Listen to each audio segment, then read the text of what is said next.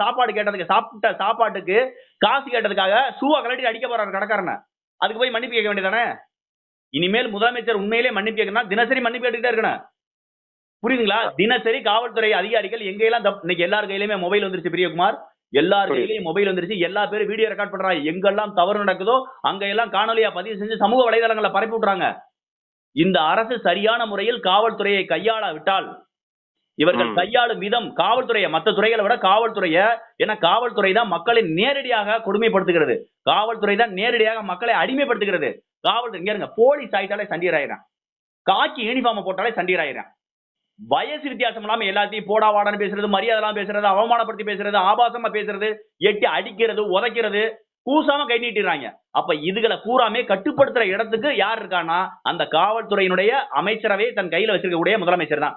ஏன்னா முதலமைச்சரின் நேரடி கட்டுப்பாட்டில் இருக்கக்கூடிய அமைச்சரவை, நேரடி கட்டுப்பாட்டில் இருக்கக்கூடிய துறை.